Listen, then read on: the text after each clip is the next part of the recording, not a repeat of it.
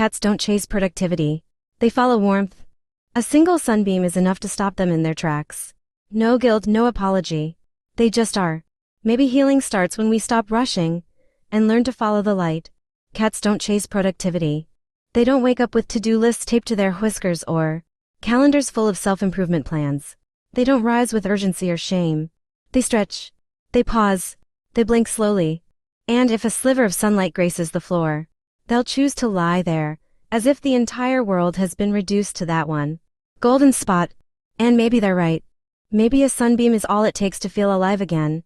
You see, cats have always known something we've forgotten, that rest is not a reward. It's a rhythm. And in a world obsessed with constant movement, their stillness almost feels rebellious.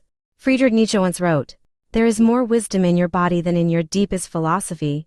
And I often wonder if cats live by this principle. They don't think their way into peace. They feel their way there. If they're tired, they sleep. If they're hungry, they eat. If they feel threatened, they leave. Simple, clean, undramatic. And perhaps most healing of all, they never apologize for it. In ancient Egypt, cats were revered as sacred, not just for their grace or their hunting skills, but for their energy. Bastet, the Egyptian goddess of protection, was depicted as a lioness or a domestic cat. She symbolized home, fertility, and feminine power. People believed cats absorbed negative energy, that they kept the spiritual balance of a household, that they could see what we couldn't. Even now, science tells us that a cat's purr vibrates at a frequency between 25 and 150 Hz, the same frequency range known to promote healing in bones, muscles, and tendons. That low hum isn't just cute. It's medicine. Silent therapy. A reminder that peace isn't loud. Cats, quite literally, heal by existing. There's a famous quote by Jean Cocteau that says, "I love cats because I enjoy my home." And little by little, they become its visible soul. Think about that. The visible soul of a home. Cats don't just live with us, they soften a place. They curl around the cold corners of our lives and make them gentle. They don't force themselves into the moment. They melt into it. We, on the other hand, are always trying to earn our rest. We say things like, "I'll take a break once I finish this task," or "I can relax when I've proven I deserve it." But what if that's backwards? What if healing isn't something to be achieved? When we stop trying so hard, a cat doesn't try to be a cat, it just is. T.S. Eliot, who wrote the whimsical Old Possum's Book of Practical Cats, believed that cats carry a kind of mysticism. He once wrote, "The cat himself knows and will never confess." There's an enigma about them. A quiet defiance. A refusal to perform. And isn't that healing in its own way? To exist without needing to explain, prove, or apologize. Think of the stories we tell about cats, like Schrödinger's cat. The thought experiment in quantum physics.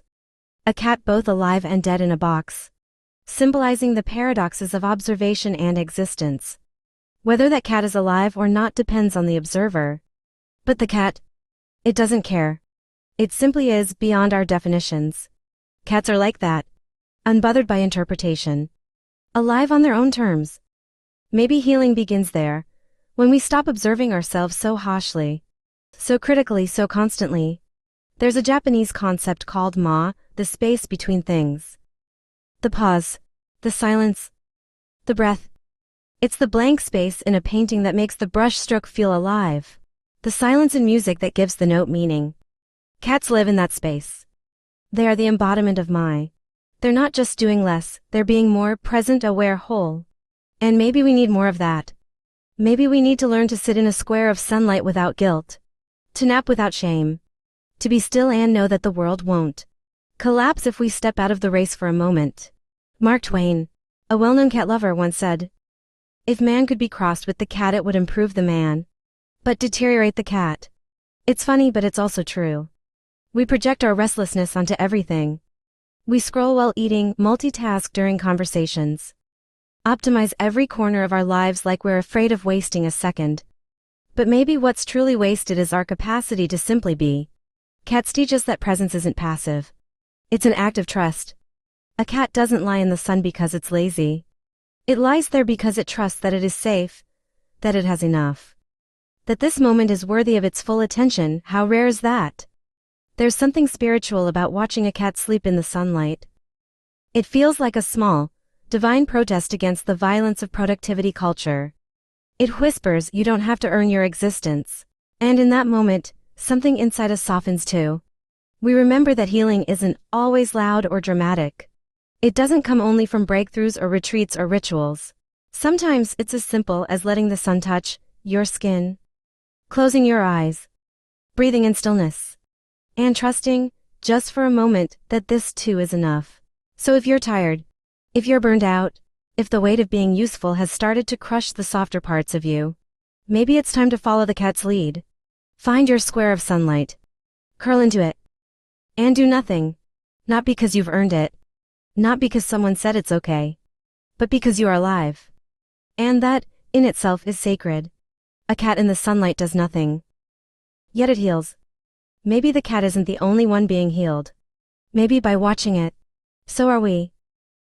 Thank you for listening, subscribe and like.